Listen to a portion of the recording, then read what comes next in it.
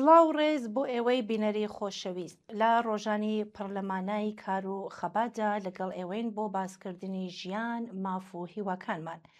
ئەمڕۆ لە سایەی ڕۆحی یەکگرتووی و خەباتی کرێکاران پێکەوە دەچینە ناو بابەتێکی گرنگ و هاوبەش لەگەڵمان بن.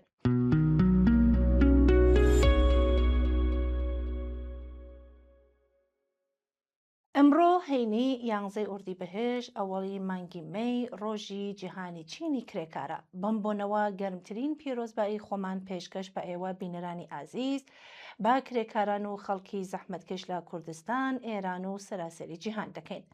ئەم ڕۆژە هەموو ساڵێک لە سەرتاسەری دنیادا لەلایەن بە ملیۆن کەس لە کرێکاران و بێبەشان و خەڵکی ئازادی خواست لە سەراسەری جیهان ڕێزی لێدەگیرێت. لە کوردستانی شۆڕشگەڕیش سونەتی ڕێزگرتن لەم ڕۆژە پێشێنەیەکی دەیان ساڵی هەیە. هەڵسوڕاوانی کرێکاری لە کوردستان بە حەق شانازی بەوە دەکەن کە ژێر زەختی تونترین دیکتاتۆری و سەرکوتیشدا ئاڵای سووری ڕۆژی جیهانی کرێکاریان شەکاوە ڕاگرتووە. هەرچەند زیندانی کراون، ئەشکەنجە دراون، قوربانیان داوە، بەڵام سەربەرزانە ئەم نەریتەیان زیندوو ڕاگرتووە. ڕۆژی جیهانی کرێکارانی ئەمساڵ لە کاتێکدایە کە سەرباری بێکاری و گرانی و هەژاری کۆمەڵانی خەڵک لە ئێران و لە کوردستان لەگەڵ شەڕێکی کاولکارانە بەرەوڕوو بوون. شەڕێکە شەڕی خەڵک نییە. بۆ ئەمریکا و ئیسرائیل شەڕی سەپاندنی هێژمۆنیە بەسەر ناوچەکەدا و بۆ کۆماری ئیسلامی شەڕی مانەوەی دەسەڵاتێکی کۆنەپەرست و دژ بە خەڵکە. لاوە دۆخێکدا ئەمڕۆ ئەرکی هەڵسوڕاوانی کرێکاری لە کوردستان پتر لە هەر کاتێکی دیکە بریتیە لە گرێدان و لێکهەڵپێکانی خەباتی کرێکاران و کۆمەڵانی خەڵکی کوردستان با خەباتی سەرتاسەری لە هەموو ئێران بەهێزکردنی خۆڕێخستنی جەماوەری، دوورکەوتنەوە لە وەهم و خوشباوەڕی مەترسیدار و خۆ ئامادەکردنی وشیارانە بۆ سبەینێ دوای شەڕ و پەرەپێدانی بزوتنەوەی کۆمەڵایەتیەکان. بارودۆخەکە ئەگەرچی دژوارە بەڵام بێگومان بە زووئی تێپەڕ دەبێت. بەرەو ڕووبوونەوە لەگەڵ وەها بارودۆخێکدا زیاتر لە هەمیشە ئێرادەی پتە و ورەی بەرز و ڕیزی یەکگرتووی لەمانجەوێت. کرێکارانی پێشڕە و هەڵسوڕاوانی کرێکاری لە کاتی ڕوودا و کارەساتی سروشتیدا هەوێنی خەمڵێنی گەلێک دیمەنی شکۆدا لە یەکگرتووی و هاوپشتی و بەهانای یەکترەوە چوون بوون. ئەوان لەم ڕێگەوە ڕەنج و ئازارەکانی ئەم جۆرە کارەساتانەیان لەسەر کۆمەڵانی خەڵک سوو کرد و یەکگرتوانە و بە ئەزموونی دەوڵەمەندتر تێپەڕیان کردووە. با ڕۆژی جیهانی کرێکار زیاتر ئیلهام بەخشی ئێمە و هەموو ئەو تێکۆشەرانە بێکە ڕێگای خەبات بەرەو سەرکەوتنمان گرتووەتە بەر.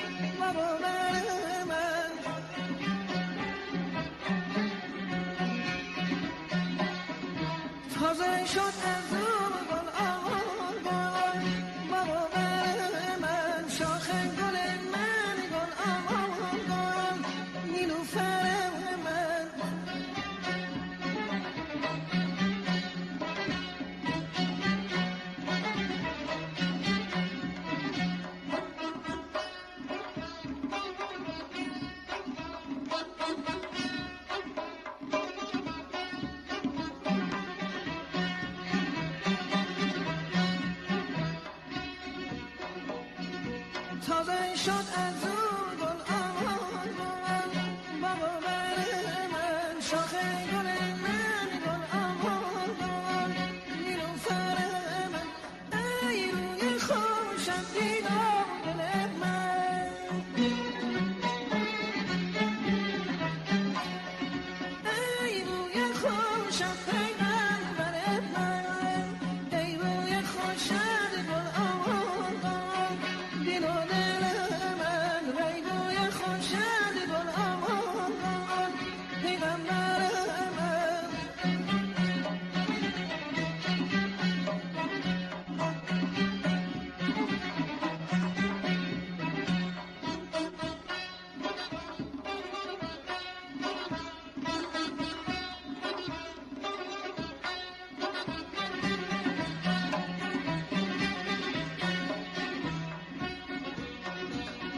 هر لحظه مرا گل آوار در پیش راقم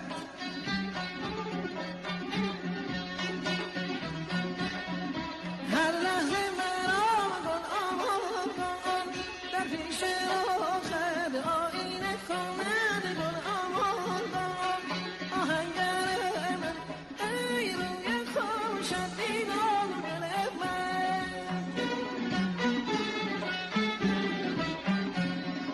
ای روی خوشم دیدار دل من ای روی خوشم گل آوار پیغمبر من ای روی خوشم گل آوار پیغمبر من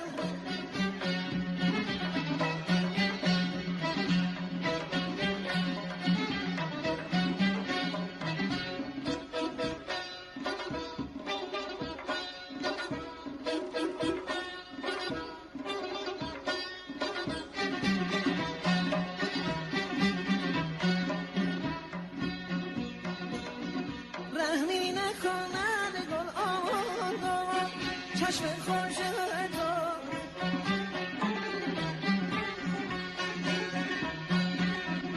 رحمی نکند گل آوار چشم خوش تو بر نوح و این گل آوار چشم تر من آخر تو شبی رحمی نکنی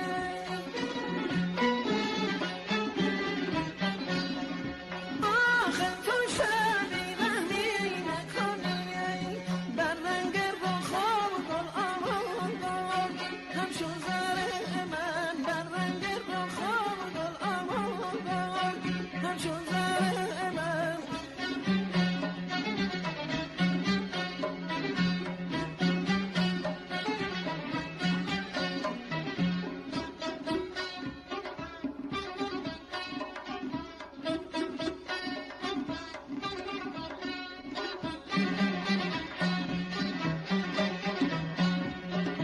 تازه شد از او گل آوار بابا بر من شاخ گل من گل آوار نیلوفر من شاخ گل من گل آوار نیلوفر من شاخ گل من گل آوار نیلوفر من شاخ گل من گل آوار نیلوفر من شاخ گل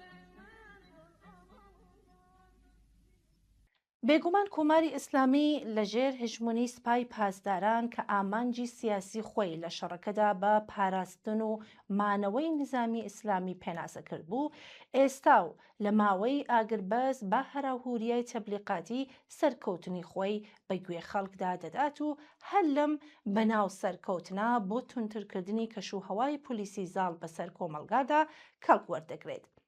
بەڵام جیا لەم هەراهوریای تەبلیغاتیە و نمایشی خیابانی لێکەوتە و وێرانکاریەکانی شەڕ قوڵبوونەوەی قەیرانی ئابووری و هەڵاوسان و گرانی کەمەرشکێن داڕمانی ژێرخانەکانی بەرهەمهێنان و گواستنەوەی وزە و داماوەی ڕژیم لە دابینکردنی نان و کارەبا و ئاوی خەڵک و بەڕێوەبردنی کۆمەلگادا قەیرانی سیاسی ڕژیم تونتر دەکاتەوە و زۆری پێناچێت کە ئەم قەیرانە بەرەوکیان پێدەگرێ و کشمەکش و ململانیەکانی نێو دەسەڵاتی ئیسلامی پەرەپێدەدات. لەسەر بەستێنی ئەم بارودۆخە بابەتیە بزوتنەوەی کرێکاری و بزوتنەوە پێشڕەوە کۆمەڵایەتی و ناڕزایەتیەکانی دیکە بە تێپەڕاندنی دۆخی شەڕ سەر لە نوێ دێنەوە مەیدان. وانە وەرگرتن لەم ئەزمونانە بە تایبەت لە 1 مەیدا دەخوازێت کە کرێکاران و خەڵکی زەحمەتکێش بیر لە بەهێزبوونی خۆیان بکەن، یەکگرتووی و هاوپشتی لەگەڵ بزوتنەوە پێشڕەوە کۆمەڵایەتیەکانی وەک بزوتنەوەی ڕزگاری ژنان، بزوتنەوەی خوێندکاری، بزوتنەوەی شۆڕشگەرانەی کوردستان، بزوتنەوەی نابۆ لە سێدارەدان، بزوتنەوەی دادخوازی و هیتت ڕێگەی بەهێزبوونە. کرێکاران و خەڵکی زەحمەتکێش هیچ ڕێگایەکی دیکەیان لە پێش نییە جگەل لەوەی کە درز و کەلێنی ژیانی ڕۆژانە و قوڵایی ناڕزایەتیەکان دژی دۆخی هەنووکەئی بە سیاست پڕ بکەنەوە و ببنە هێزێکی سیاسی ڕێکخراو. ڕۆژی جەهانی کرێکار ڕۆژی بەهێزکردنی ئەم ئێرادە کۆمەڵایەتیەیە. هەرچەندە کۆمەلگای ئێران هێستاش لە بارودۆخێکی جەنگیدایە، لەوانەیە بەڕێوەبردننی ڕێوڕسمی 1 مەی بە شێوازێکی بەربڵاو ئیمکانی نەبێ، بەڵام لەبەر ئەوەی مەراسمەکانی ڕۆژی جیهانی کرێکان نەریتێکی ناسرا و جێکەوتوو لە نێو بزوتنەوەی کرێکاریدایە، بێگومان هەڵسوڕاوان و پێشڕەوانی بزوتنەوە کرێکاری هەوڵیان داوە تا ئەو جێگا کە ئیمکانیان هەیە لەم ڕۆژە ڕێز بگرن. کرێکارانی وشیا لە 1 مەیدا سەرباری ڕاگەیاندنی سکاڵانامەی خۆیان دژی نظامی زاڵمانەی سەرمایەداری و خستنە ڕووی داواکاریە دەستبەجێکانیان، پێداگری لەسەر داخوازی ئازادی و بەرابەری ڕزگاری ژنان لە کتۆبەندی چەوسانەوە و ئاپارتایدی ڕەگەزی و ڕزگاری نەتەوەکان و کتوبەندی ستەمگەری لە نێو بڕیارنامەکانیاندا ڕەنگی داوەتەوە و جەخت دەکەنەوە بۆ هەنگاوێکی لە پێناو گرێدان و هاوپشتی هەرچی زیاتر لەگەڵ بزوتنەوە پێشڕەوە کۆمەڵایەتیەکان. هەروەها لە 1 مەیدا پێداگری لەسەر خواستەکانی کۆتایی هێنانی یەکجاری شەڕ، ئازادی زیندانیانی سیاسی و هەڵوەشاندنەوەی سزای لە سێدارەدان ئەو داواکاریانن کە کارخانە و شوێنی کار و بزوتنەوە پێشڕەوە کۆمەڵایەتیەکانی دیکە پێکەوە گرێ ئەدات. روسری تو در بیار آفتاب داره غروب میکنه، روسری تو در بیار عطر تو هوا رو خوب میکنه، روسری تو در بیار موهاتو باز کن،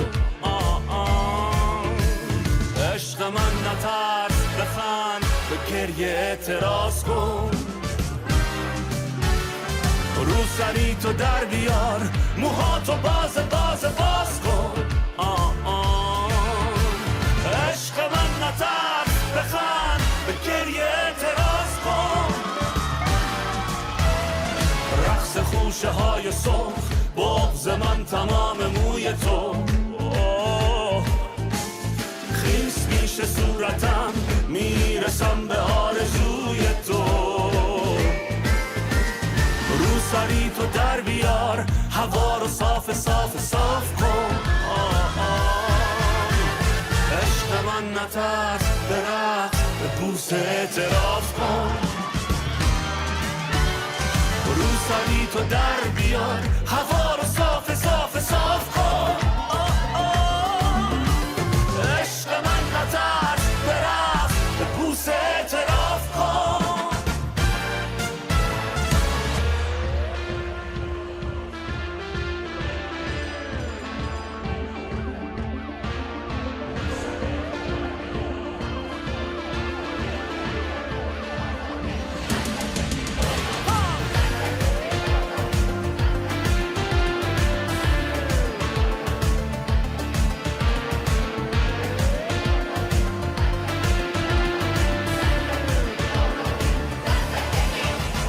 آسمون که ابریه دلش گرفته روبروی تو، موهاتو باز کن تا غرقشن تو موج موی تو، پرده رو بزن کنار حال آسمون که خوب شه، خودت تو خورشیدی غیر ممکنه غروب شه،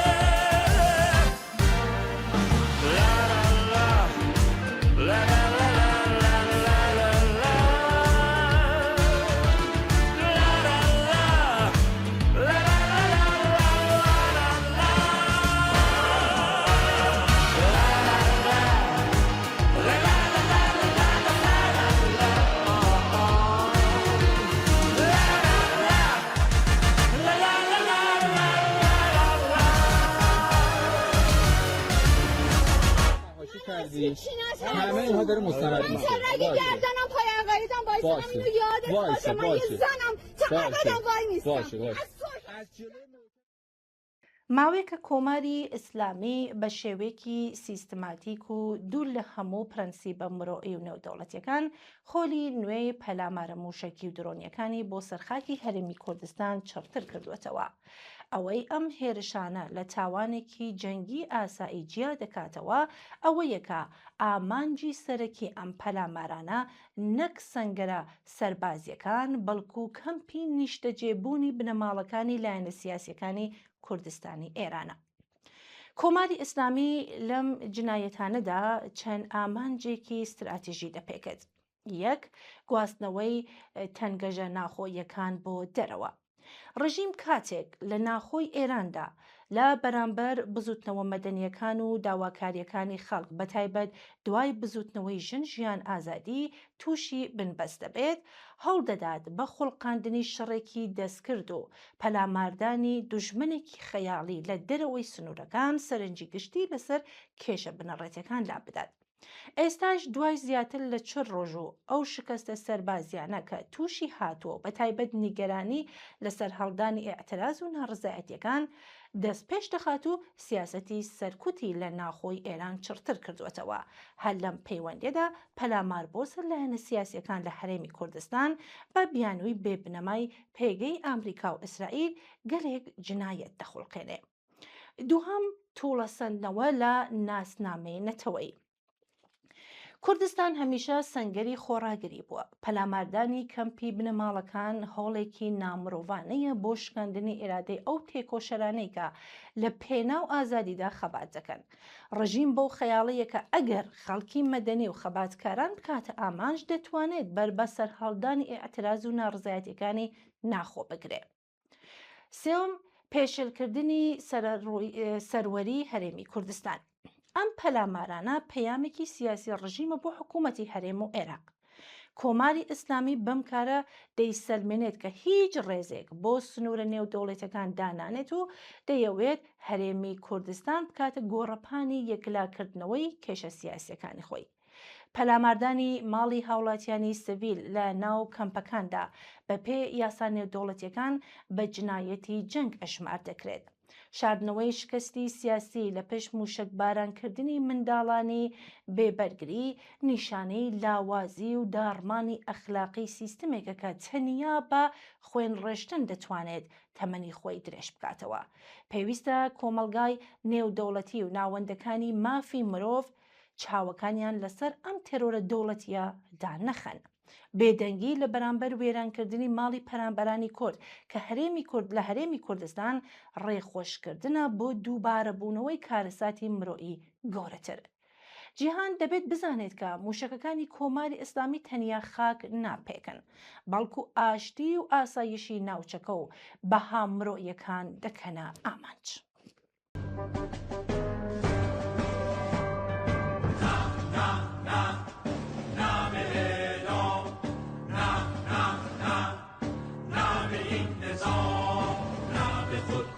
شدن ز پشت پا، نه به این همه فریب و قتل ها، نه نه نه نه به این عذاب، نه نه نه نه به قدس خواب، نه به این شب سیاه ناسبا، نه به مرگ دختران انقلاب، نه به تیر، نه به دار، نه به رنج بیشمار، مکر و خطبه قاتلان روزگار، نه نه نه به اعلام، نه به روس، نه به چین، نه به رهبری چنین کوک و کر نشستگی بر فراز برج کی، نه نه نه نه به اعلام، نه به این همه قصه های تکراری، نه به کشته های در زندان، نه به اعتراف اجباری، نه نه نه نه به اعلام، نه به این همه ناکامی،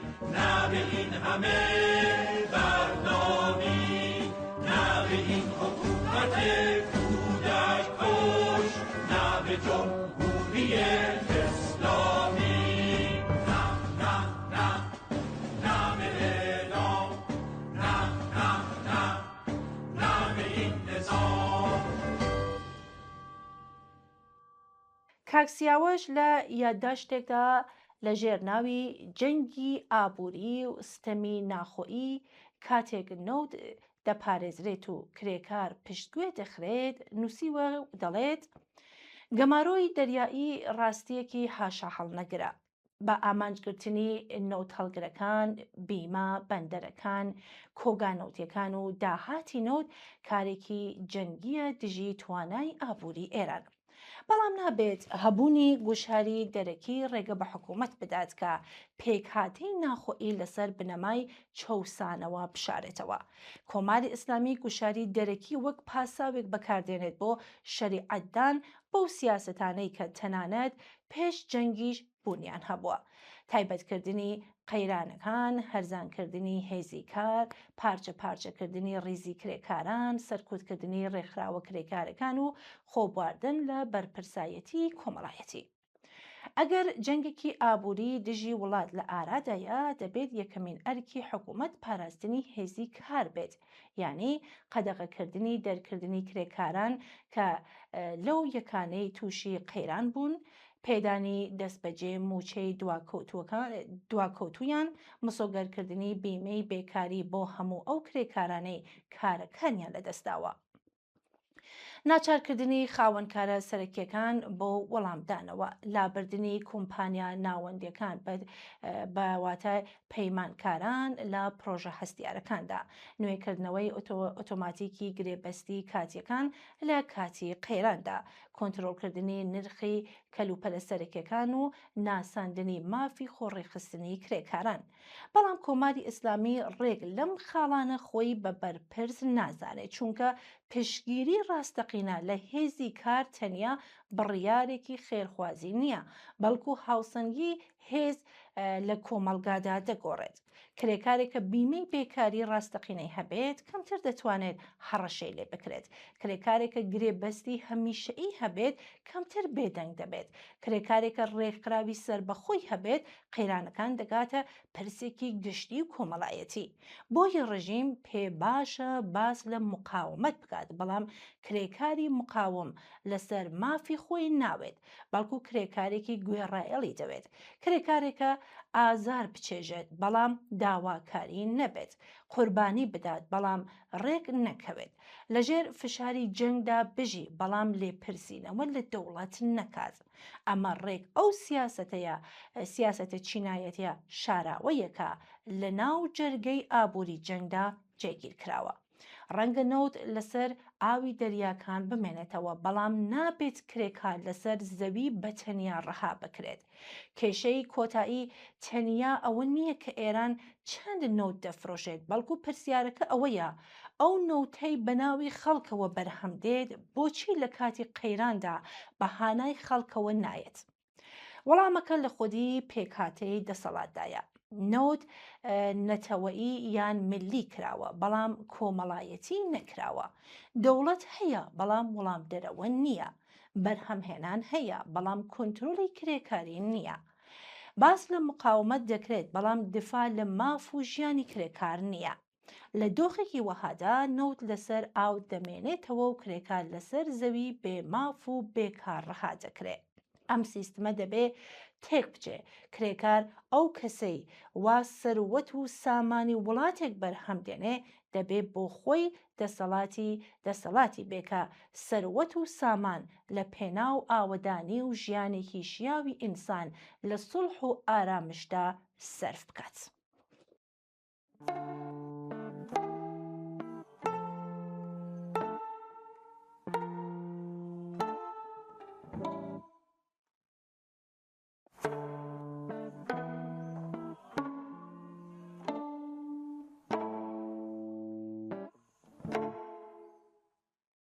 شب با درد سرخوابیده بود، ماه آبان بود و سر در خوابش آتش خوابیده بود،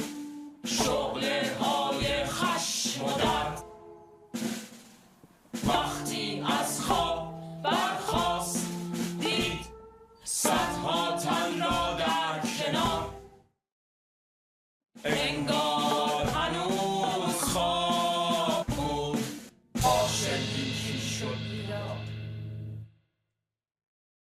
هر جایی که مشوش است شراره‌ای از آتش است در خیابان‌ها در میدان‌ها صدها لاله در آتش است شاید این بار آخر است گلوله‌ای که در سر است به جهان گوید با فریادش فردایی را که دیگر است آزاد است و برابر است آزاد است و برابر است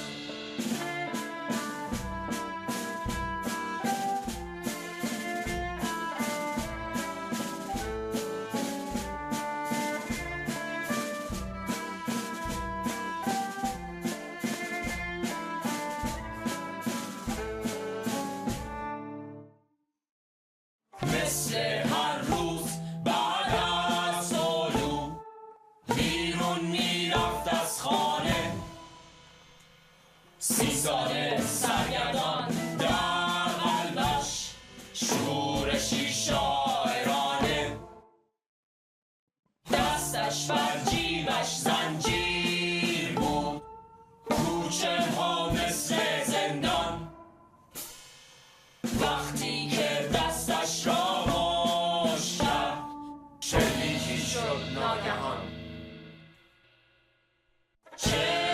چشماش رو به آسمونه کاربالش آتش بشونه در خیابان‌ها در میدان‌ها صدها لاله غرق خونه شاید این بار آخر است گلوله‌ای که در سر است به جهان گوید با فریادش فردایی را که دیگر است آزاد است و برابر است آزاد است و برابر است آزاد است و برابر است آزاد است و برابر است آزاد است و برابر است آزاد است و برابر است کاک مهدی لە نووسراوێکدا باس لە ململانێ نهێنی لە پشپەردەی دەسەڵاتی ئێراندا بۆ خواردنی جامی ژەهر دەکات و دەڵێ لە ڕۆژانی ڕابردوودا ناوەندە سیاسیەکانی ئێران بە هەواڵێکی هەستیار و فۆقە مەحرمانە شڵەشاون. باس لەوە دەکرێت کۆمەڵێک لە بەرپرسانی باڵای کۆماری ئیسلامی نامێکی نهێنیان ئاراستی موشتەفا خامنەی کردووە. ناوەڕۆکی نامەکە هۆشداریەکی توندە. بارودۆخی ئابووری ئێران گەیشتووەتە لێواری هەرسپێهێنان. وڵات چیتر توانای بەردەوامبوونی ئەم شێوازەی ئێستای نەماوە و تەنیا ڕێگەی ڕزگاربوون چوونە ناو دانوستانی جددیە لەگەڵ ئامریکا لەسەر دۆسیەی ئەتۆمی. ئەم دۆخەی ئێستا هاوشێوەی کۆتاییەکانی جەنگی ئێران و عێراقە لە ساڵی 1367. لەو سەردەمەدا فەرماندە و بەرپرسە باڵەکان بە نامێک هۆشداریان دایە خومێنی کە درێژەدان بە جەنگ مەحاڵە. خومێنی کە تا چەند ڕۆژ پێشتر پێداگیری لەسەر جەنگ دەکرد ناچار بوو بڕیارنامەی 598 قبول بکات و ئەو بڕیارەشی بە نۆشینی جامی ژەهر ناوبرد. ئێستا وا دیارە بەشێک لە بەرپرسان دۆسیەی ئەتۆمی بە هەمان خاڵی جامی ژەهر دەبینن.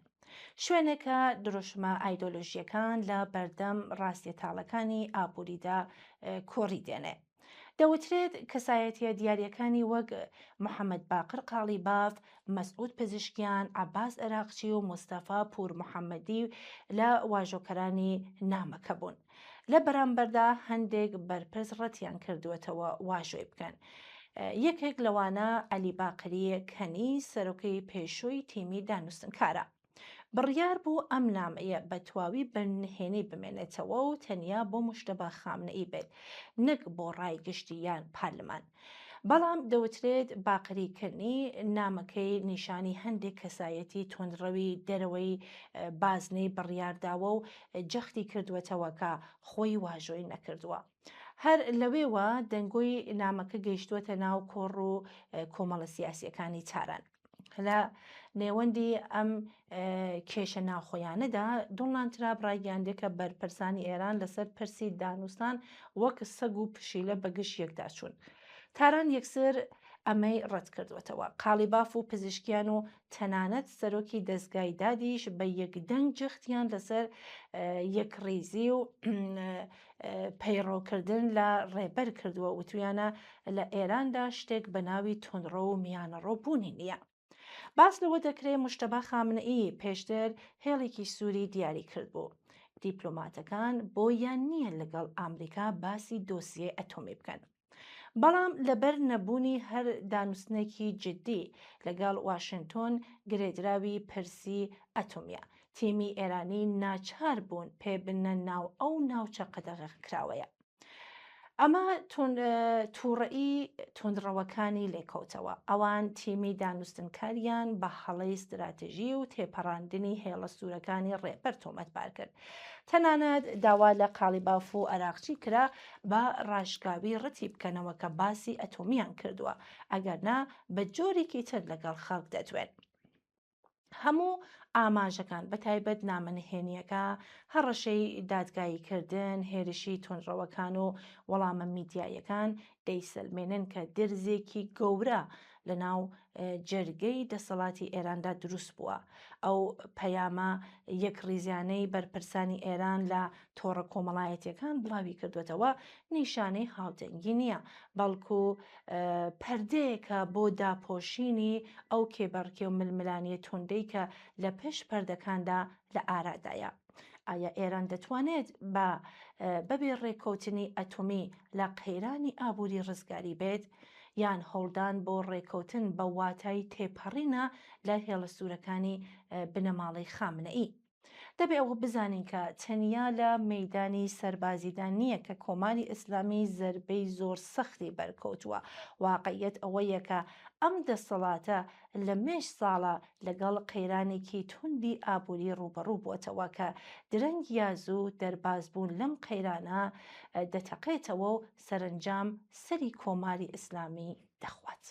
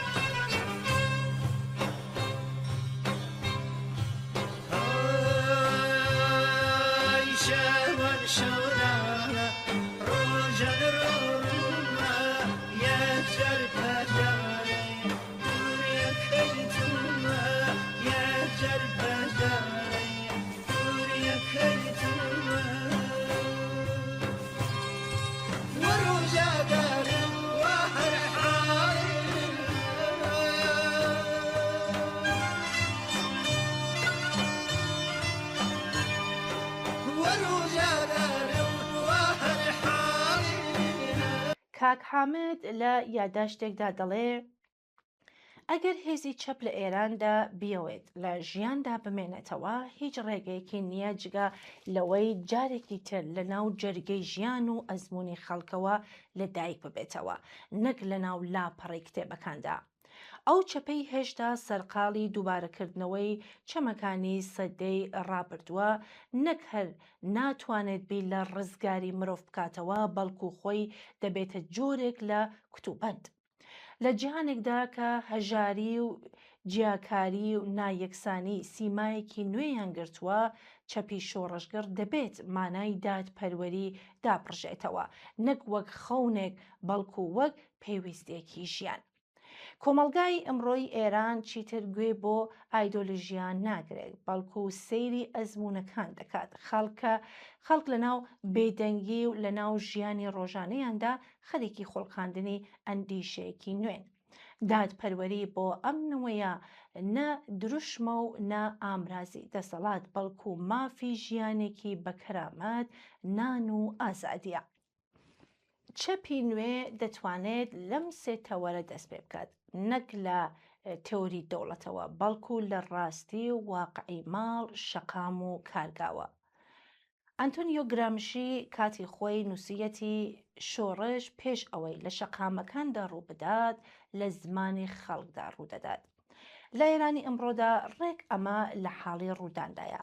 خەڵک هێدی خەریکی دروستکردنی زمانێکی نوێن بۆ دادپەروەری زمانێکە لە ڕەگەزی ئایدۆلۆژیان نییە بەڵکو لە ڕەگەزی ژیانە.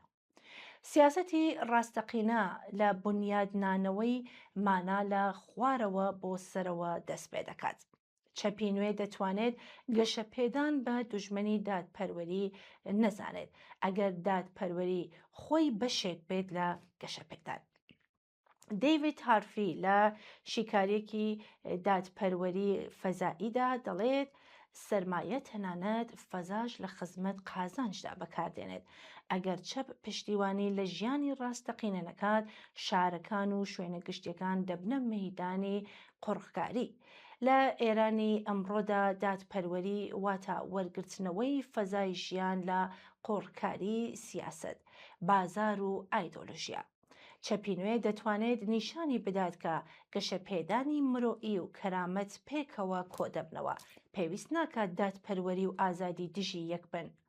ڕۆزا لوکزامبۆرگ هۆشداریدا بوو ئازادی تەنیا بۆ ئەوانە نییە کە هاوڕای تۆن بەڵکو بۆ هەر کەسێکە کە جیاواز بیر دەکاتەوە. ئەمە ڕێپیشاندەری چەپی نوێیە. ئازادی بەشێکە لە دادپەروەری نەک لە دژی. باشترە چەپی نوێ زمانەکەی لە خەڵکەوە فێر بێت. لەو مامۆستایەی باس لە نان و کرامەت دەکات لەو کرێکارەی بۆ ژیانێکی دادپەروەرانە تێدەکۆشێت لەو ژنەی لە بەرامبەر نادادی ڕەگەزیدا وەستاوەتەوە لەو گەنجەی لە کۆچێکی ناچاریدا بە دوای ڕێگایەکی نوێدا دەگەڕێت. ئەمانە خاوەنی ڕاستەقینەی گوتاری دادپەروەرین. چەپی نوێ دەبێت زیاتر بیسەر یا شنەوەندە بێت نەک ئامۆژگاریکار. دادپەروەری کۆمەڵایەتی تەنیا لە چەمکە ئابوووریەکاندا کورت نابێتەوە. لە ئێرانی ئەمڕۆدا دادپەروەری واتە دادپەروەری لە ژیاندا لە پەروەردە، تەندروستی، ئەمنیەت، کەرامەتی پیشەیی و مافی ناڕزایەتی دەربڕین. ململانێ ئەمڕۆ تەنیا چینایەتی نییە بەڵکو ژیانە، یعنی ململانەیە لە نێوان مرۆڤ و ئەو بارودۆخەی مافی ژیانی لێزۆت کردووە. چەپی نوێ نە دژی ئائینە و نە دیلی ئائینە بەڵکو پارێزەری ئازادی وجدانە. نە دژی بازاڕە و نە لە خزمەت بازاردایە بەڵکو داکۆکیکاری مرۆڤە لە بەرامبەر بازاردا. دەوڵەت ناچار بە وەڵامدانەوە دەکات نەک خۆی ببێتە دەوڵەت. ئەم چەپە چەپی ژیانە نەک چەپی دەسەڵات. لە ئەمڕۆی ئێراندا هەر هێزێک بیەوێت دادپەروەری زیندوو بکاتەوە دەبێت لە دوودا و ڕزگار بێت. یەک ڕادیکالیزمی بێڕەگ کە دەیەوێت هەموو شتێک وێران بکات تا ئۆتۆپیا یا بەهەشتێکی خەیاڵی دروست بکات. دوو لیبرالیزمی بێتێگەیشتن کە دەیەوێت دۆخی ئێستا وەک خۆی بهێڵێتەوە و ناوی بنێتە چاکسازی. چەپی نوێ ڕێگای سێوەمی لە بەردەمە، بنیادنانەوەی ژیان لە خوارەوە بۆ سەرەوە، لە گەڕەکەوە بۆ شار، لە قوتابخانەوە بۆ دەوڵەت. چەپی داهاتوو لەم خاکەدا لەو شوێنەوە دەست پێ دەکات کە درۆشمەکان دەمرن و ژیان دەست بە قسەکردن دەکات. ئەم چەپە نە بەڵێنی ڕزگاری خەیاڵیەوە و نە دووبارەکردنەوەی ئاواتە کۆنەکان، بەڵکو بانکهێشتێکە بۆ دووبارە بیرکردنەوە لە خۆمان، لە کۆمەلگا و لە مانای ژیان لە نیشتمانێکدا کە هێشتا دادپەروەری، نان و ئازادی سێ وشەی تواو نەکراون.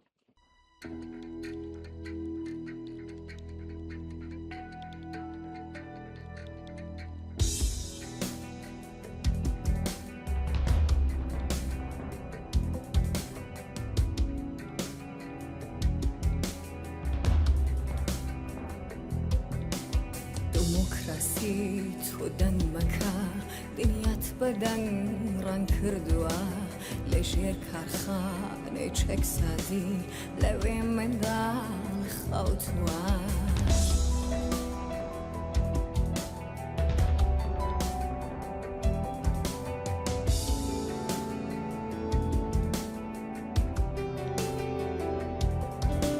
سەرۆکەکان هیچێ مەڵێن ئێوە دنیاتان خواردووە لە بن گرمەی پوتینەوە لەوێ منداڵی خەوتووە.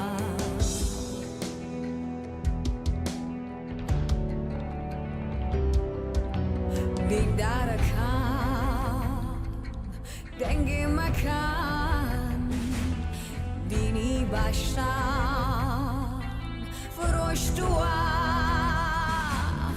لە بین شەڕی خوداکاندا لەوێ منداڵی خەوتووە.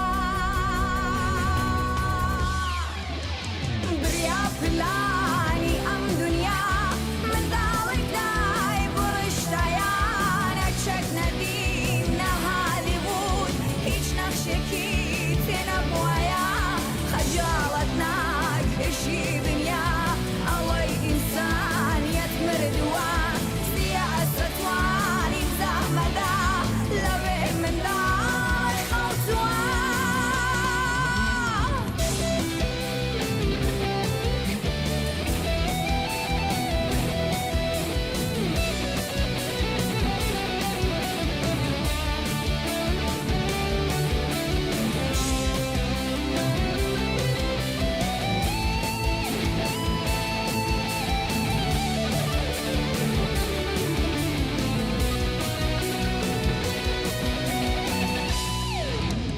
بێتامترین قسەی دنیا باستی دمۆکراسیەکان جەنگی هێز و دەنگی بومبێ خەونی منداڵی کوشتووە. بێتامترین قسەی دنیا باستی دمۆکراسیەکان جەنگی هێز و دەنگی بومبێ خەونی منداڵی کوشتووە. دیندارەکان دەنگی مەکان دینی باشتان فرۆشتووە لە بین شەڕی خوداکاندا لەوێ منداڵی خەوتووە. بریا پلانی ئەم دنیا منداڵێک دای بڕشتایانە چەک نەدی نەهالی بود هیچ نەخشێکی تێ نەبووایە خەجاڵەت ناکێشی دنیا ئەڵەی ئینسانیەت مردووە سیاسەتوان ئیمزا مەدا لەوێ منداڵی خەوتووە. بریا پلانی ئەم دنیا منداڵی دای بڕشتایانە چەک نەدیم نەهالی بود هیچ نەخشێکی تێ نەبووایە خەجاڵەت ناکێشی دنیا ئەوەی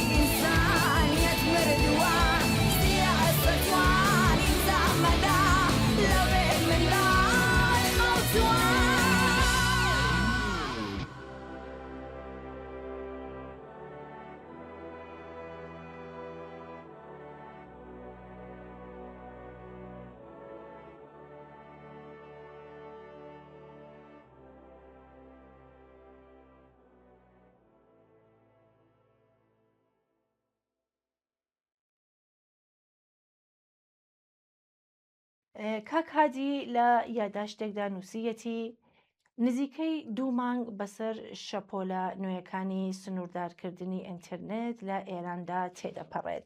ئەو پچڕان و دابڕانەی کە سەرەتا دەوترا کاتیە ئێستا بۆتە دۆخێکی جێگیر و هەمیشەیی. لەم نێوەدا جێبەجێکردنی پرۆژێک بە ناوی ئینتەرنێتی پرۆ وەک مۆدلێکی نوێی ئینتەرنێتی چینایەتی شەپۆلێکی گەورە لە ناڕزایەتی لێکۆتوەتەوە. ئەم پرۆژەیە کە بڕیار بوو دەستڕەسیەکی سەقامگیر و بێفیلتر بۆ بەکارهێنانان دابین بکات، ئێستا بە گوتەی ڕۆژنامەی دنیای ئیقتساد و بەپێی سکاڵای هاوڵاتیان بۆتە مایەی سەرئێشە. بەکارهێنەران دەڵێن نەتەنیا کێشەی فیلترنگی ئینستاگرام و یوتیوبی چارەسەر نەکردووە، بەڵکو ڕۆژ لە دوای ڕۆژ ئاستی خزمەتگوزاریەکانیشی دادەبەزێت. کارگەیشتووەتە شوێنێک کە بەکارهێنەرانی پرۆ ناچارن هەم پارێکی خەیاڵی بۆ ئەم خزمەتگوزاریە بدەن و هەم پارەی فیلتر شکەنیش بدەن تا بتوانن کارە ئاساییەکانیان ڕاپەڕێنن. ئێستا جیاوازیەکی زەق لە نێوان خاوەنانی ئینتەرنێتی پرۆ و ئەوانەی خاوەنی هێڵی سپین دروست بووە. ڕەخنەگەران دەڵێن ئەمە نیشانەی ئاشکرای ئینتەرنێتی چینایەتیە، واتە دەستڕەسی بە جیهانی ئازاچی تر مافێکی گشتی نییە، بەڵکو بە پێی توانای دارایی یان پێگەی پیژەیی دابەش دەکرێت. ئەوەی جێگای سەرنجە تێچووەکانی ئەم جۆرە ئینتەرنێتەیە. پاکەتێکی 50 گیگابایتی بە نزیکەی 2 ملیۆن تمەن دەفرۆشێت، واتە هەر گیگایەک 40,000 تمەن کە 3 هێندەی نرخەکانی پێشووە. بەکارهێنەرێکی پیشەیی کە مانگانە 150 گیگابایتی پێویست بێت دەبێت 6 ملیۆن تمەن تەنیا بۆ ئینتەرنێت بدات. ئەگەر تەنیا 10 ملیۆن بەکارهێنەر ڕوو لەم خزمەتگوزاریە بکەن، سوودی دارایی ئەم بازارە دەگاتە 60,000 میلیارد تمەن لە مانگێکدا. پرسیاری جدی لێرەدا ئەوەیە، ئەم داهاتە زەبەلاحە دەچێتە گیفانی کێ؟ جگە لە نرخە گرانەکەی سنووردارکردنی بەکارهێنانی ڕۆژانە بۆ تەنیا 5 گیگابایت پشتی کار و کاسبی ئۆنلاینەکان، ستارت ئاپەکان و بەرهەمهێنەرانی ناوەڕۆکی شکاندووە. ڕێکخراوی نێودەوڵەتی نێتبلاکس ڕایگەیاندووە کە ئێران چووەتە 59مین ڕۆژی تاریکی دیجیتالیەوە. ئەم دۆخە نەک هەر شەفافیەتی لە بواری مافەکانی شارۆمەندی نەهێشتووە، بەڵکو ئینتەرنێتی لە ژێرخانێکی گشتیەوە گۆڕیوە بۆ کاڵایەکی گرانبەها و بەشە خۆراک. هەر لەبەر ئەم هۆکارانەیە کە تەنانەت دامەزراوەکانی وەک ڕێکخراوی سیستمی پەرستاری و ئەنجومەنە خوێندکاریەکانی زانکۆی شەریف دژایەتی خۆیان بۆ ئینتەرنێتی چینایەتی ڕاگەیاندوو، دەڵێن تا ئەو کاتەی ئینتەرنێتی جیهانی بۆ هەموو خەڵک بەردەست نەبێت، وەرگرتنی ئینتەرنێتی پرۆ تەنیا شەریعەتدانە بە جیاکاری. ئینتەرنێتی پرۆ لە بڕی ئەوەی چارەسەری قەیرانەکە بێت، بۆتە نمونەی هەرە دیاری گرانکردنی بژێوی، بەردەوامی سنووردارکردن و قوڵکردنەوەی جیاوازی نێوان چینەکانی کۆمەلگا. کۆماری ئیسلامی بەم شێوەیە هەروەها خەریکە تاریکستانێک بەسەر ئێراندا بشکێنێت تا بە خەیاڵی خاوی خۆی بەر بە زانیاری و وشیاری و کۆمەڵانی خەڵک بگرێ. ئەمە لە درێژەی هەمان سیاسەتی سەرکوتەکە کۆماری ئیسلامی ناتوانێ بێ ئەم سیاسەتە دەوام بهێنێ.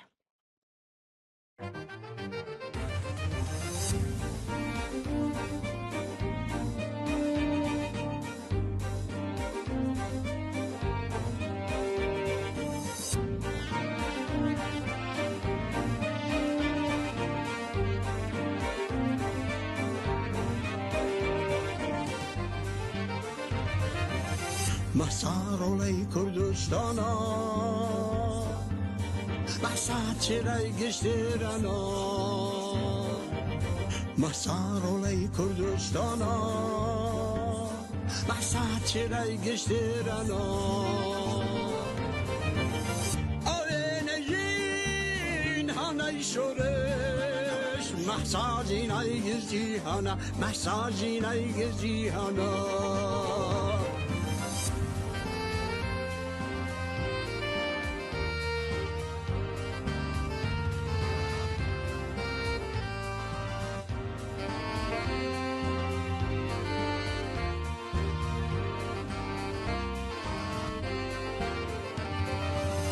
مسای اما جماورا مسای اما جماورا مسا شقامی سنگرا مسا شقامی سنگرا مسا کانی تسلنکان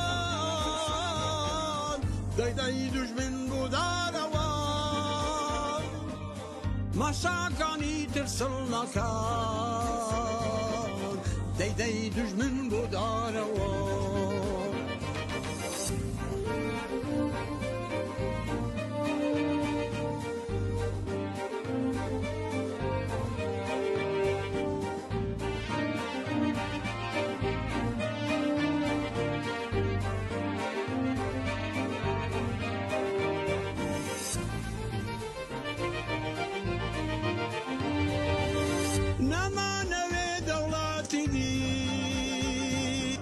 نمانوی صدارشی البرابری جن پیاو نمانوی دشمنی جی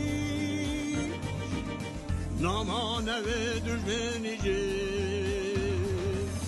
مسای اما جماورا مسای اما جماورا مسا شقامی سنگرا مسا شقامی سنگرا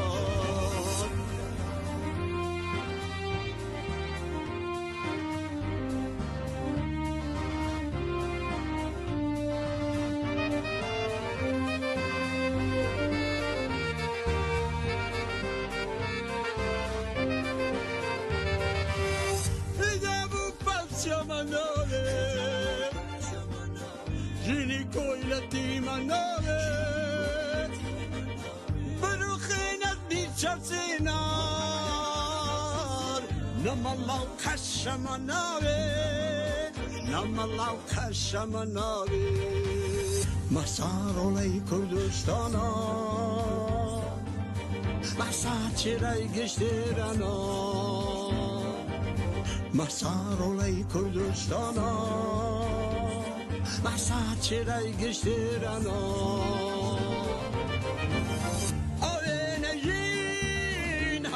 شورش محساجین ای جیهانا محساجین ای جیهانا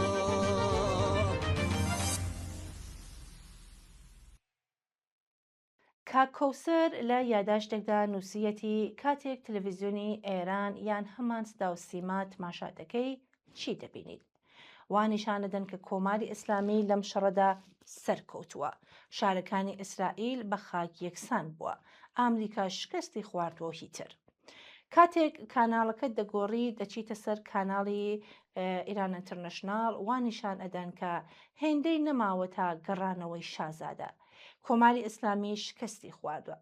هاواری خۆشحاڵی و دڵخۆشی خەڵکێکە ژێر عەلەمی ئیسرائیل دەبینێ بە فارسی لە ئەموو ترامپ و بیبی سوپاس دەکەن کە بۆمبیان بەسەر ئێراندا باراندووە و داوا دەکەن کە ئیدامەی بدەن.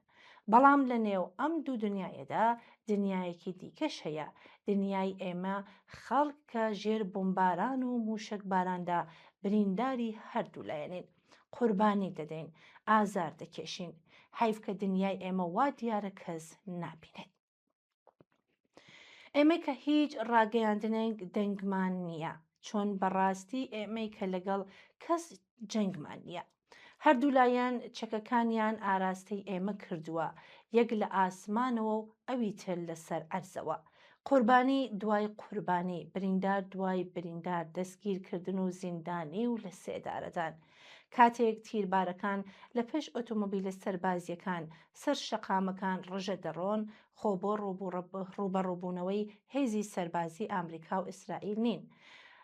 ئەمانەیان بۆ ئێمە سازمان داوە و لە شەقامەکاندا نمایشی پێدەکەن تا لە بیرمان نەچێ کە لەگەڵ چه حکوومەتێکی دەڕەندە و وحشی ڕوبەڕووین، حکوومەتێکە لە دەنگی ئێعتراز و ناڕزایەتی ئێمە پتر لە بۆمبارانی فڕۆکەکانی ئەمریکا و ئیسرائیلی دەترسێ.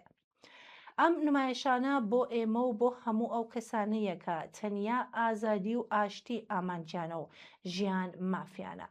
ڕۆژی ئێمەش دێت.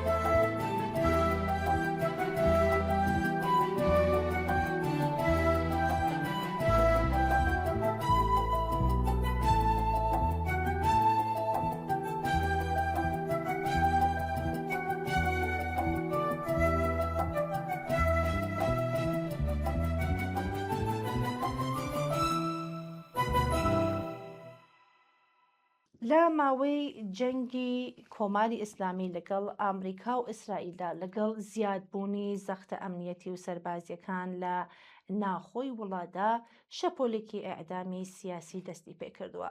بێدادگاکانی کۆماری ئیسلامی لە ڕۆژانی دواییدا چەندین بڕیاری ئەعدامی جێبەجێ کردووە کە بەشێکی بەرچاوی لەوانەیە پەیوەندیدارن بە تۆمەتی بێبنەمای سیخۆڕی بۆ ئیسرائیل.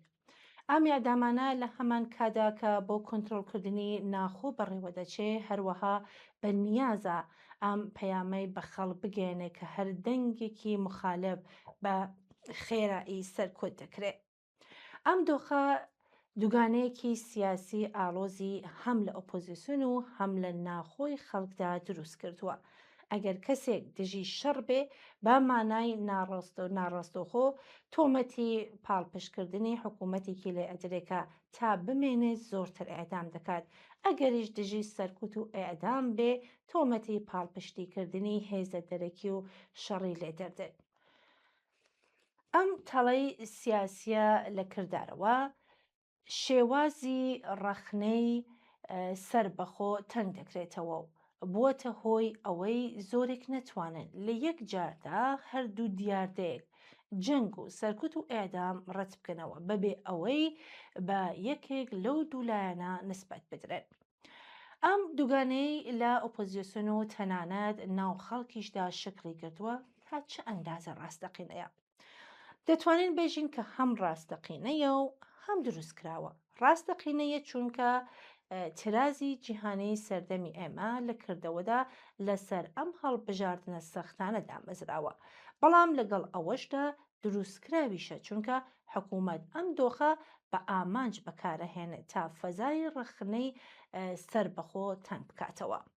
وەڵامی ڕاستەقینەی ئەم تەڵەیە ئەوەیە کە دەتوانرێت هەردووکیان لە یەکجار شەرمەزار بکرێت بەبێ ئەوەی هیچێک پاڵپشتی بکرێت، چونکە ئەم جەنگە دیاریکراوە لەگەڵ سیاسەتی سەرکوتی کۆماری ئیسلامی هەردووکیان لە بنەمادا دژی مرۆڤایەتین نەک بە پێچەوانەکەی. ئێستا کە باسی سیاسەتی سەرکوتی کۆماری ئیسلامی دەکەین لە دیدی شیکاریەوە ئەم سیاسەتە لە دۆخی جەنگیدا سێ ئامانجی سەرەکی هەیە. یەکەم دروستکردنی ترس لە ناخۆدا، پەیامی ئاشکرا بۆ هەر کەسێکەکە بیری جیاواز دەکاتەوە.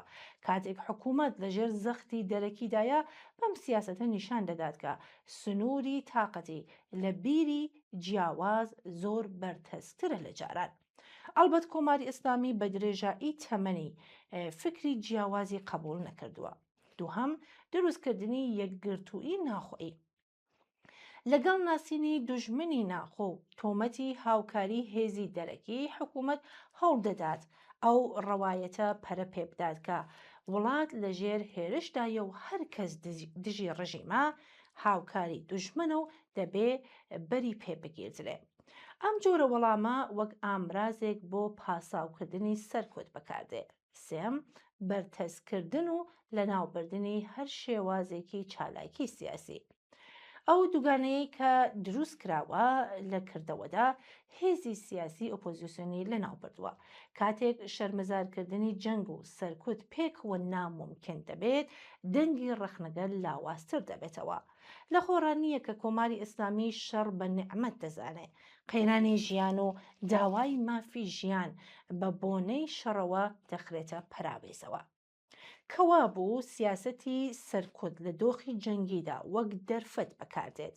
نارانی سیاسی خۆی ئاسانتر لەناو دەبات، کۆنترۆڵی ناخۆ بەهێزتر دەکاتەوە، یەکگرتووی حاکمیەت زیاد دەکات و لە هەر جۆرە بزوتنەوەیەک پێشگیری دەکات.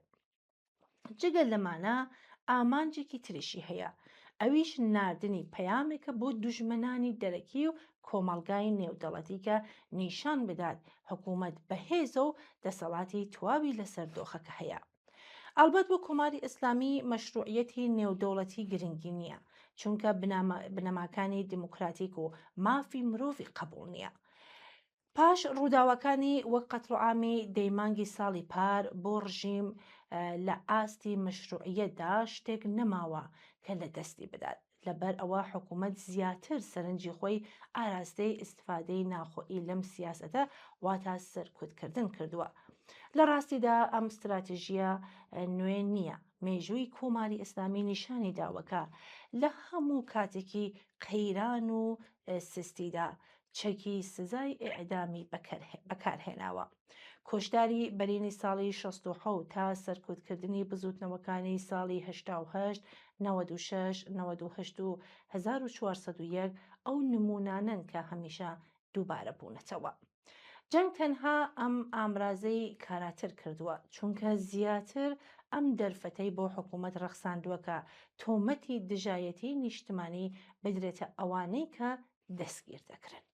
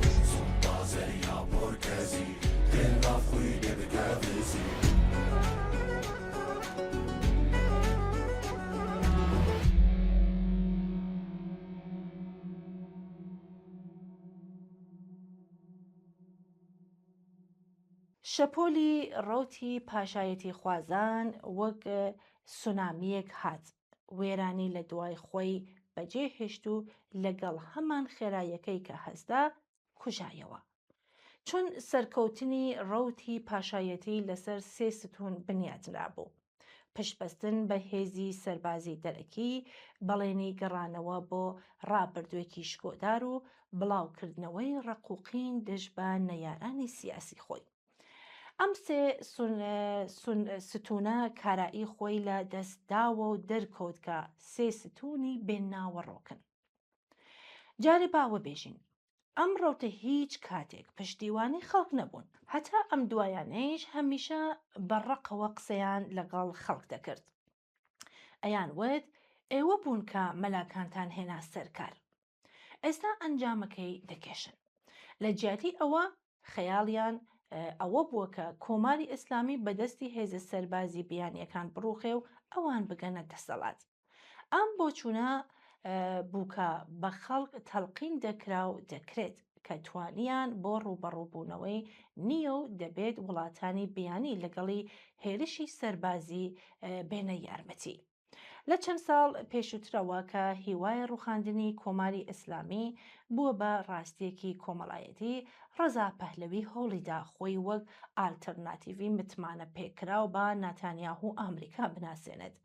هێزی یارمەتی بەڕێیەوەیە دروشمیان بوو کە بەداخەوە کارەساتی 18 و 19 دەیمانکی ساڵی ڕابردوو بە دوای خۆیدا هێنا و هەزاران کەس بوون بە قوربانی ماشینی سەرکوتی کۆماری ئیسلامی. ئێستاش کە دوای 40 ڕۆژ شەڕ، بۆمباران و موشکباران و کوشتنی بەشێکی بەرچاوی کاربەدەستانی باڵای حکوومەت، بوونی سازانی ئامریکا و کۆماری ئیسلامی دێت، چاوی ئەم ڕەوتە لە ڕووخانی حکوومەت لە ڕێگای بۆمبارانەوە کاڵبووتەوە. نوستالژیای ڕابردووی شکۆداری سەردەمی محەممەد ڕەزاشا هۆکارێکی دیکە بوو کە یارمەتی سونامی پاشایەتی خوازانی دەدا. نەوەی گەنج ئەوانەی وا دوای ڕاپەڕینی ساڵی 57 هەتابی لەدایک بوون، سەردەمی محەممەد ڕەزاشایان نەبینیوەکە ستەم و سەرکوت و بێمافی بەشی زۆربەی خەڵک بوو. ئەمەش زەمینەیەکی گونجاو بوو تا وێنەیەکی خەیاڵانەی کۆمەلگایك بخەنە بەرچاویان کە گویا خەڵک لە ئاسایش و ئازادیدا مەلەیان دەکرد تا کاتێکە کۆمەڵێک چەپ و ڕووناک بیر تێکیاندا. ئەلبەت نیشاندانی ئەم وێنە درۆنەیە شتێکی نوێ نەبوو، بەڵکو لە دەستپێکی دەسەڵاتی کۆماری ئیسلامیەوە هەر ماوە جارێ خۆی نیشانداوە. زیاتر وەک قسەی بەعزێ مەحفلێکی ناو ئەم ڕەوتە دیارە دەبوو تا ئەوەی بتوانێت ببێتە بیرۆکەی کۆمەلگا بۆ حرەکەتێکی سیاسی. لەگەڵ هاتنی ترامپ، ڕاگەیاندنەکانی نزیک بە ڕەوتی پاشایەتی ئەم خەیاڵەیان بە خەیاڵێکی لەبەردەست نیشاندا. ئەم وێنەی نۆستالیژیانە جگە لەوەی کە لەگەڵ ڕاستیە مێژوویەکان نەدەگونجا، بەڵام بێزاری لە حکوومەتی ئیسلامی توانی ببێتە خەیاڵی هاوبەشی بەشێکی کۆمەلگا کە ئەویش بە دەرکەوتنی ڕاستیەکان بەرەبەرە هێزی لەدەستدا. بەڵام خاڵی سەم مانای بڵاوکردنەوەی ڕقوقین لە بەرامبەر نەیارانی سیاسی لە دوو هۆکاری دیکەشەوە کاریگەرتر بووە. ڕق بڵاوکردنەوە بە پێچەوانەی ڕووکاری ناخۆشیەکەی توانای بەرزی هەیە لە دروستکردنی هاودەردی. ڕقوقین تواوکەری خەیاڵی دەسەڵاتی داهاتوویە، یەکێک ببێ یەکی دیکە کار ناکات. خومینی لەگەڵ پشتبەستن بەم شێوازەیە سەرکەوت. ئەو لە یەک لاوە پشتی بەستووە بە قینی خەڵک لە سیستمی محەممەد ڕەزاشا و لەلایەکی دیکەوە بەڵێنی بەهشتێکی داکا تێدا ژنان لە شێوازی ژیاندا و نەیارانی سیاسی لە ڕادەربڕینی بیرۆکەی خۆیان ئازادن و خەڵک لە نەوت و کارەبا و گاز بە خۆڕایی بەرخۆردار دەبن. تەنها لە سبەی دەسەڵاتی بوو کە دەرکەوت بەشی خەڵک لە حکوومەتی خومینی تەنها بێمافی و هەژاری و سەرکوتە. پاشایەتی خوازان ئەم نوسخەی سەرکەوتنیان کۆپی کرد. کولتوری قین لەگەڵ بەکارهێنانی وشەکانی وەک پەنجاوحەوتی و ڕووناکبیری چاپ وەک سوکایەتی دەستی پێکرد، گەیشتە ڕەکیکترین سوکایەتی جنسیەکان بۆ هەر کەسێکە شادۆست نەبوو. لەگەڵ ئەوەشدا ساواکیەکان بە ناوی گاردی جاویدان هێرشیان کردە سەر خۆپیشاندانەکان کە درۆشمی نەشاو نەشێخیان دەوتەوە و داوایان کرد کە درۆشمی جاوید شاپڵێنەوە. لەم نێوانەدا ئالگۆریتمەکانی تۆڕە کۆمەڵایەتیەکانیش یارمەتی بڵاوکردنەوەی کولتوری ڕقوقین بوون. پۆستەکانی کە توندوتیژی کەلامی بەکاردەهێنا بینەری زیاتری دەدۆزیەوە. ئەنجامی ئەم ڕەوەندە فراوانبوونی توندوتیژی کەلامی بۆ جەستەئی و ڕەواکردنی بوو. بەڵام ئەم ستونەیش بەهۆی تایبەتمەندیەکانی ئەم دەورەوە و جیاوازیەکانی لەگەڵ ساڵی 57 بە خێرایی کارایی خۆی لەدەستدا و زوو دەرکەوتکە ئەم ڕەوتە وێنێکی تری بیرۆکەی فاشیستە بۆ دەسەڵات. ئەفشای سیاست و کردداری فاشیستی ئەم ڕەوتە خێراتر لەوەی کە بیرمان دەکردەوە نەبوو. نەبوو بە هێز و بە پێچەوانەوە وەک بەڵقی سەر ئاو تەقیەوە. ئەلبەت ئێستایش هەن و ئیشیش دەکەن، بەڵام بێگومان ناتوانن جێگە و پێگای چاوەڕۆنکراویان لە ساحەی سیاسی ئێراندا ببێت.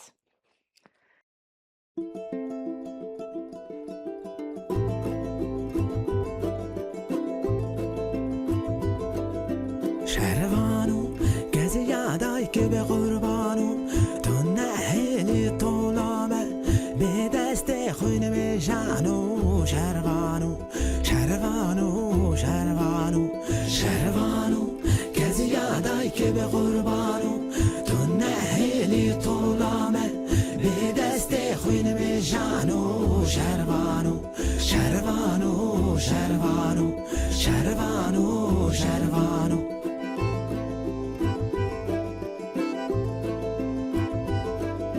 شهروانو چلنگو از گوریده دل که یاری باراده تفنگل سر میلانو شهروانو شهروانو شهروانو شهروانو چلنگو از گوریده دل که یاری باراده تفنگل سر میلانو شهروانو شهروانو شهروانو شهروانو شهروانو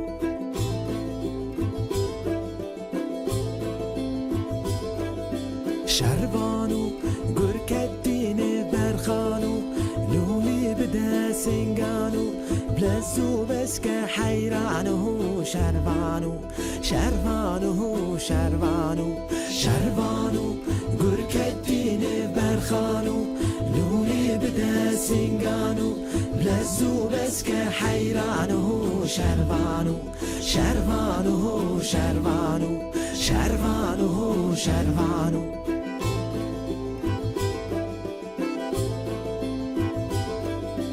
شهروانو دریا دوست دزانو کس که سوران ازمانو یان چکادش منانو شهروانو شهروانو شهروانو شهروانو دریا دوست دزانو کس که سوران ازمانو یان چکادش منانو شهروانو شهروانو شهروانو شهروانو شهروانو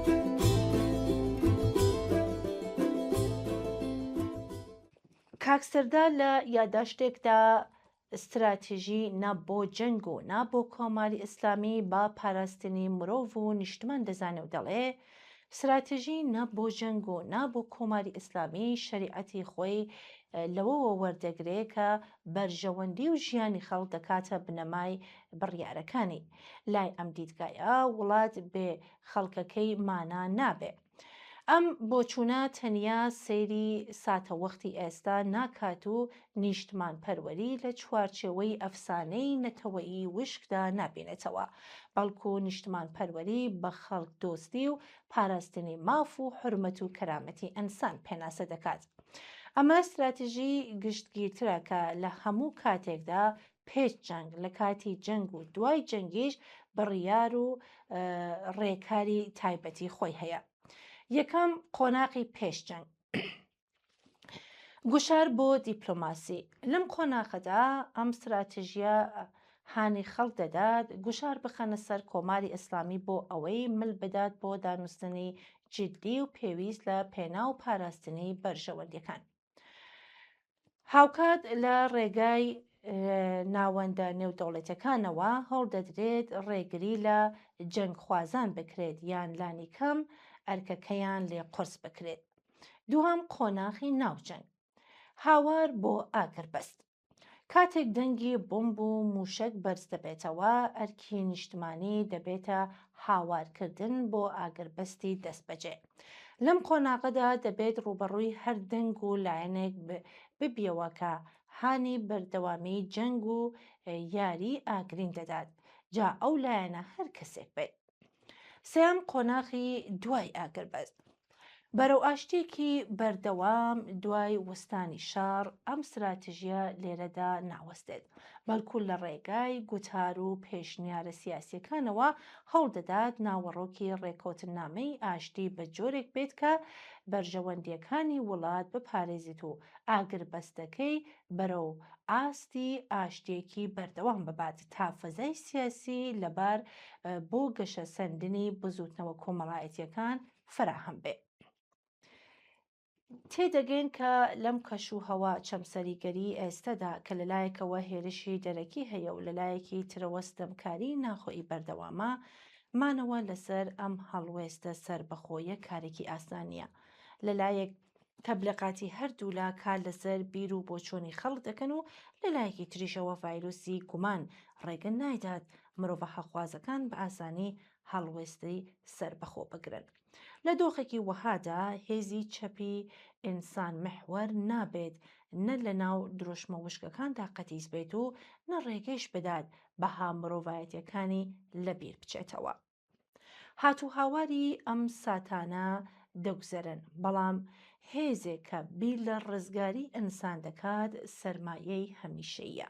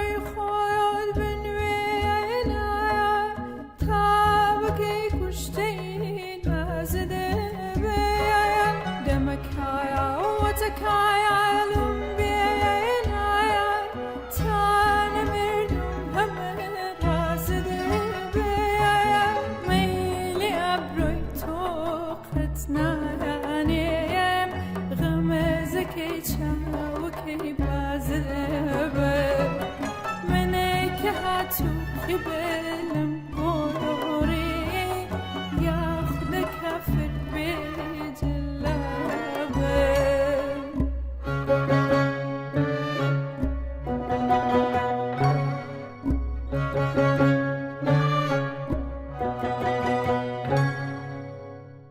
کاک ئەردەشێر لە یادداشتێکدا ئەو گروپانە لە ئێران کە خوازیاری بەردەوامبوونی جەنگن دەستنیشان دەکات و دەڵێ لە نێوان ئێرانیەکاندا بەردەوامبوونی جەنگ لایەنگەر و نەیاری خۆی هەیە. ئەم بابەتە تیش دەخاتە سەر کۆمەڵێک تەیفی هەمەجۆر لە نێوان پۆزیسیۆن و ئۆپۆزیسیۆن کەسایەتی و ڕەوتەکانی ناوەوە و دەرەوەی دەسەڵات لە ناوخۆ و دەرەوەی وڵات کە هەر کامیان بە هۆکاری جیاواز و دش بە یەک لەسەر یەک خاڵی سەرەکی هاوڕان ئەویش درێژە کێشانی جەنگە. یەکەم بەشێک لە فەرماندە سەربازیەکان و دەسەڵاتدارانی ئێستای کۆماری ئیسلامی. ئەمانە پیان وایە بۆ کەمکردنەوەی کوشار و داواکاریەکانی ترامپ دەبێت جەنگ بەردەوام بێت.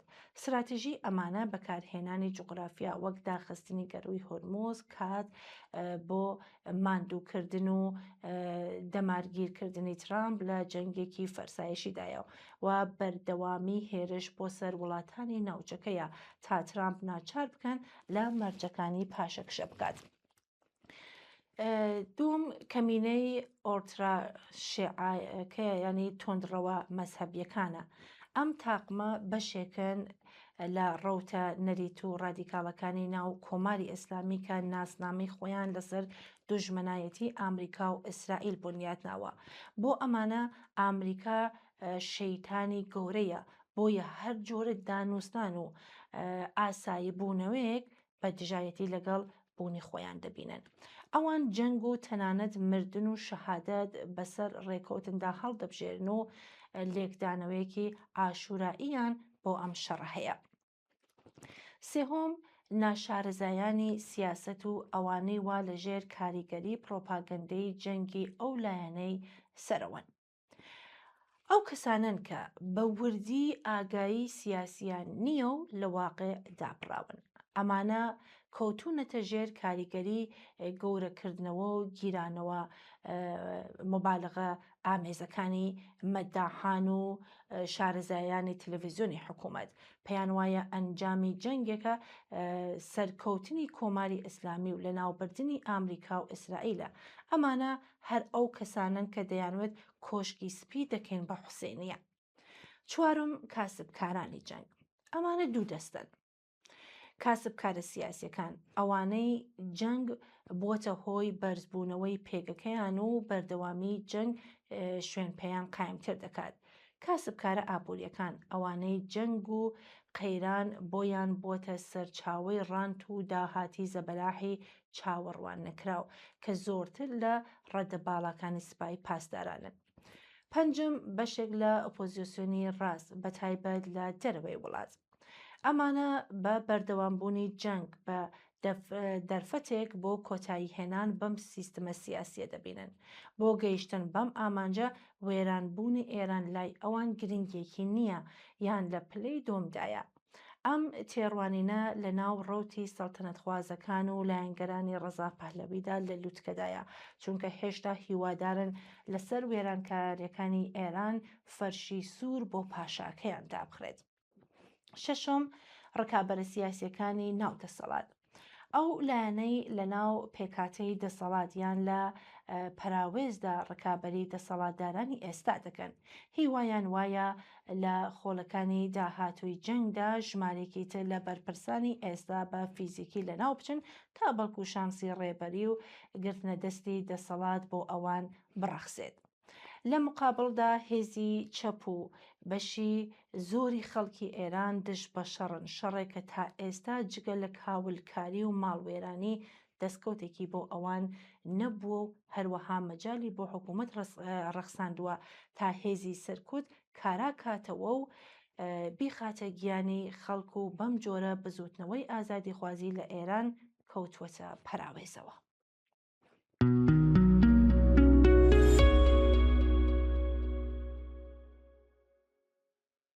بەداخ و پەژارێکی زۆرەوە ڕایدەگەێنین کاتژمێر 9 سەد لە بەیانی ڕۆژی یەکشەمە 6 گوڵان هاوڕێ بارزان جەعفەری بەهۆی کێشەی تایبەتی کە پەیوەندی بەخۆیەوە هەبوو کۆتایی بە ژیانی خۆی هێنا.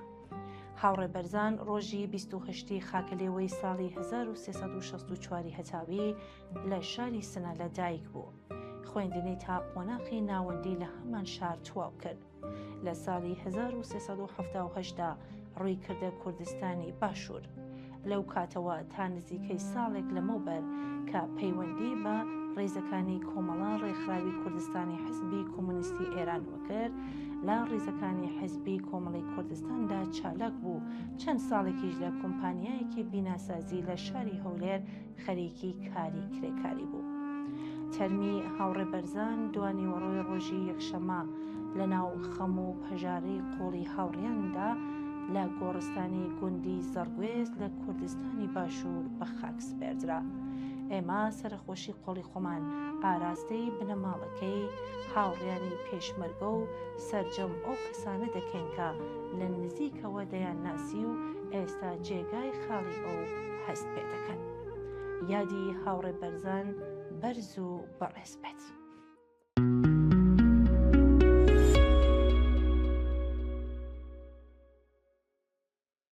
بەداخەوە ئاگادار کراین دادەزارای فەتاحی هاوڕێ دێرینی نێو ڕیزەکانی کۆمەڵە و خوشکی هاوڕیانی کۆچکردو ئەبوو بەکر و موسا فەتاحی و هاوڕێ محەممەد فەتاحی لە ڕێکەوتی 24 ئاڤریلی 2026 لە شاری نەقەدە کۆچی دوایی کردووە و هەمومانی خەمبار کرد. دادەزارە فەتاحی کچی مام ڕەسوول فەتاحی ناسراو بە ڕەسووە کوتەکە خەڵکی گوندی قەڵاتان لە ناوچەی سندوو سەر بە شاری نەقەدە بوو. بنەماڵەی مام ڕەسوول لە سەرەتای شۆڕشەوە بە بنەماڵە لایەنگەری شۆڕش بوون و هەر سێ کوڕیان پێشمەرگەی کۆمەڵە بوون. مام ڕەسووڵی کۆچ کردو کەسایەتێکی زۆر سادە و خۆشەویست بوو. کاتێک لیان دەپرسی لایەنگەری کام سیاسەتە دەیگوت کوڕەکان لەگەڵ کام سیاست بن، منیش ئەو سیاسەتەم قبوڵە. ئەو کاتانەی بنەماڵەی پێشمەرگە زۆر لەژێر گوشار و زۆرداری هێزەکانی کۆماری ئیسلامیدا بوون، مام ڕەسوول لەسەر ئەوەی کە کوڕەکانی پێشمەرگە بوون لەلایەن دەوڵەتەوە گیرا و ماوەی ساڵ و نێوێک زیندانی کێشا، بەڵام ماڵیان هەر لەژێر چاودێریدا بوو. پور زەینەب هاوسەری مام ڕەسوول ژنێکی زۆر چاونەترس و بێباک و خەباتکار بوو. لە بەرامبەر ئازار و ئەشکەنجەی هێزەکانی دەوڵەتدا ڕاتەوەستا. هەر کاتێک پاسداران بۆ گەڕانی ماڵیان دەهاتن بە ڕاشکاوی پێدەگوتن ئەگەر ئەوەندە ئازان و دەوێرن کوڕەکان هێندە لێرە دوور نین، فەرموو بچن بیان هێنەوە. بەڵام دیارە تەنیا بۆ خەڵکی بێدەسەڵات ئازان و ناوێرن ڕوبەڕووی پێشمەرگە ببنەوە. دادەزارە ئەو کاتانە لە شار دەژیا و وەک کەسێکی جێ متمانی تەشکیلات بوو، زۆریش چاونەترس و بوێر بوو و ئەرکەکانی خۆی بەباشی بەڕێوە دەبرد. دواتر لەلایەن ڕژیمەوە گیرا و ماوەی نزیکەی 2 ساڵ زیندانی کێشا. ماوەیەک دوای ئازادبوونی بەهۆی ئەوەی لەژێر چاودێریدا بوون لەگەڵ هاوسەرەکەی وەستا مۆستەفای کۆچکردو شاریان جێهێشت و هاتنە دەرەوە و چوونە نێو ڕیزەکانی کۆمەڵە و لە ئوردوگای زەڕگوێز نیشتەجێ بوون. چەند ساڵێک دوای هاتنە دەرەوەیان سەرەتا دادەزارا و ساڵێک دواتر وەستا مستەفاش گەڕانەوە بۆ ئێران و دیسان ماوەیەک زیندانی کێشا و دواتر ئازاد بوو. دادەزارا ئەو ژنە تێکۆشەر و خەباتکارە لەم ساڵانی دوائیدا تووشی نەخۆشی شێرپەنجە بوو و بەداخەوە شەوی هەینی ڕابردوو ماڵاوایی یەکجاری لێکردین. سپاس و ڕێز بۆ خەبات و تێکۆشانی ئەو ژنە خەباتکارە کە هەرگیز لە یاد ناکرێت. بە بۆنەی کۆچی دوایی دادەزارای ئازیز سەرخۆشی خۆمان ئاراستەی منداڵەکانی و هاوڕێ محەممەد فەتاحی و مەلک خانم خۆشکی و کاک ئومید و هەموو خزم و کەس و هاوڕیانی کۆمەڵە دەکەین. یادی بەرز و بەڕێز بێت.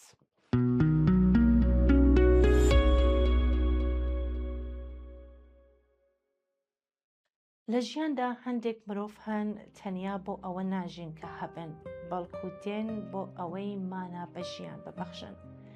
سەمیرا ئەحمەدی کچی کاک عەلی ئەحمەدی و دادە ئایشێ شێخولئیسلامی بۆ ماوەی 4 ساڵ لە سەنگەری ژیاندا بەرەنگاری دێوزمەی شێرپەنجە بووبووە. کاتێک ڕووی کردە وڵاتی ئەڵمانیا تەنیا بۆ چارەسەر نەڕۆشت بوو، ئەو ڕۆژ تا بڵێت ژیان شایەنی خەباتە. سەمیرا ئەو کچە گەنجە بوو کە هەر لە یەکەم دیداردا دەکرا لەو دێوی خەمەکانیەوە هەست بە بزێوی و نەوەستان و جوڵەی لە ڕادەبدەر و هیوایەکی بێپایان بە ژیان بکەیت. ئەو لە ناو جەرگەی ئازارەکانیشدا دەستی لە فێربوون هەڵنەدەگرت. لە کاتێکدا جەستەی لەژێر کاریگەری دەرمان و قورسەکاندا بوو، بە عشقەوە خەریکی فێربوونی زمانی ئاڵمانی بوو و دەچوو پۆلەکانی موسیقا، چونکە دەیزانی موسیقا زمانی ڕۆح و هێزی پێدەبەخشێت. مۆبایلەکەی هەمیشە پڕبوو لە گۆرانی شاد و هەست بزوێن. کێ باوەڕ دەکات کچێک لە ململانەیەکی وەها سەخدا ببێت و بەردەوام هەوڵ بدات کە دەبێ دیزایانی ماڵە کچکەکەی بە جوانترین شێوە ڕازاوە بێتەوە و پڕ بێت لە گوڵی ڕەنگا و ڕەنگ و جوان. سەمیرا دەستی بۆ هەموو شتێک دەبرد وەک بڵێ پێش بڕکێ لەگەڵ کات و مەرگدا بکات. ئەو نەک هەر بڕوای بە کۆڵدان نەبوو، بەڵکو بوو ئیرادەی ژیان بۆ هەموو ئەو کەسانی کە لە نزیکەوە دەیانناسی. لە ئەڵمانیا هەموو ڕێگەکانی زانستی پزیشکی تاقی کردەوە و هەوڵێکی بێوچان بۆ ڕزگارکردنی دەرا، بەڵام کاتێک هەوڵەکان بێ ئاکاممانەوە سەمیرا بڕیاریدا بگەڕێتەوە. ئەو لە نیشتماندا ڕۆشنایەکی دەبینی کە لە هیچ شوێنێکی تردا شک نەدەبرا. گەڕایەوە تا لە باوشی ئەو خاکەی لێڕواوە دوا لاپەڕەکانی داستانی خۆڕاگری بنووسێتەوە. هەرچەندە لە کۆتاییدا دێوزمەی مەرگ توانی دڵە پڕ لە ئاواتەکەی لە لێدا ڕابگرێت، بەڵام هەرگیز نەیتوانی شکۆ و ئیرادەی تێبشکێنێت. سەمیران نەدۆڕا، ئەو بە سەربەرزیەوە ماڵاوایی کرد، چونکە نیشانی داکە مرۆڤ دەتوانێت لە ناو قوڵایی ئازاریشدا جوانی و مانا بخڵقێنێت. لەم ڕێگەوە لە ناخی دڵمانەوە خۆمان بە شەریکی خەم و هاوبەشی خەمی بنەماڵەکەی کاک عەلی و دادە ئایشێ و خوشک و برا ئازیزەکانی و دۆستان و هاوڕێیانی دیکەیەکەین و هیوای سەبووری بۆ هەموو لایەکە خوازین. یادی هەمیشە بە زیندوئی دەمێنێتەوە.